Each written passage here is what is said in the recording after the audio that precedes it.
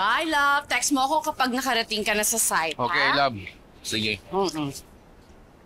Isaac! Nasaan si Isaac para masara niya yung gate? Isaac! Ako na bahala magsara dito. May pinahatid kasi ako kay Manang Biring. Sige.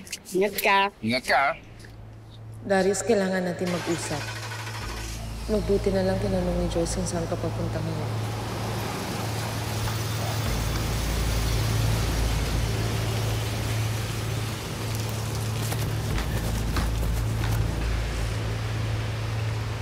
Anong atin? Inaantay ko lang yung binook ko na sasakyan. Siya nga pala, nabili mo na ba yung gamot ni Mamita? Ang sabi kasi ni Manang Biring, ikaw daw ang bibili. Hindi pa. Nakalimutan ko kasi. Ako na lang bibili. Sure.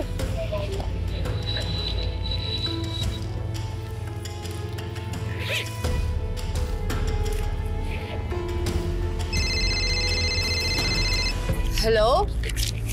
Hello? Kuya?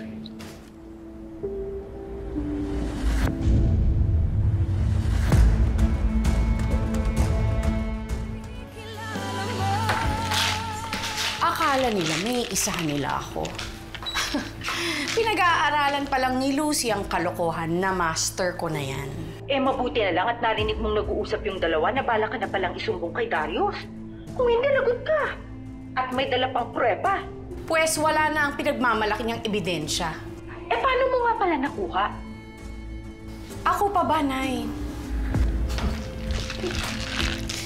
Ano? Akala nila masisiraan nila ako kay Darius? Bahala na si Lucy maghukay ng sarili niyang libingan ngayon. Dahil sigurado ako mapapalaya siya ni Darius sa pag-iimbento niya ng kwento tungkol sa akin. Ay, naku Lucy. Hindi ka na natuto. Nagkamali sila ng binangga. Huwag ako. Ay, naku po, mali po kayong napasukan na kanto. Sa pangatlo pong kanto. Oo, Dahlia Street po.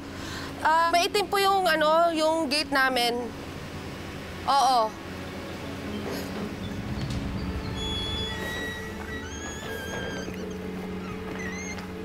Sige, kuya. Basta pangatlong kanto po, ha? Antayin ko po kayo. Basta itim na gate.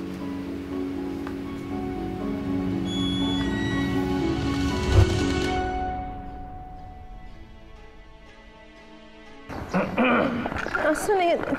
Nandito lang yun eh. Bakit nawala? Dahil wala naman talaga, Farah. Ano ba, you're wasting my time. Nasa oras ako ng trabaho. At ikaw naman, dapat nagtatrabaho ka rin sa bahay at inaalagaan mo si Mamita. Hindi yung ganito, pupunta mo rito para siraan ang asawa ko. Dahil sa alam ni Mamita na nandito ako, nagpaalam ako sa kanya. Ganito kasi yung nangyari eh.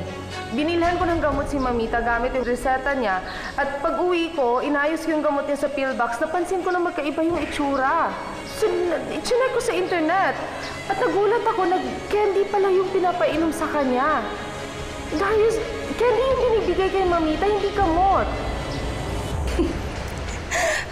Alam mo, hindi lang talaga yung utak mong mabilis. Pati yung kamay mo. Adrenaline rush na siguro yun, Nay. Aba, bubukuhin ba naman niya ako? Hindi pwede yun. Uunahan ko siya. Alam mo, kung dati, nagugulat ako sa mga kinakaya mong gawin. Ngayon, ramdam ko na talagang lahat gagawin mo. Maprotektahan mo lang yung bagong buhay mo. Siyempre naman, Nay. Living the life na ako dito, no? Kaya hindi ko nahahayaan na mabawi pa ni Lucy ang lahat ng nakuha ko na. Well, mukha namang hindi matatapos tong araw na to nang hindi mapapalayas yang si Lucy. Hari nawa na talagang umalis na siya dyan. At dapat wala nang balikan pa. Well, pwede siyang sumubok. Pero hindi niya na mababawi ang lahat ng nakuha ko na. Wala na siyang makukuha. Kaya panis ang lahat ng plano niya sa pagkawais ko.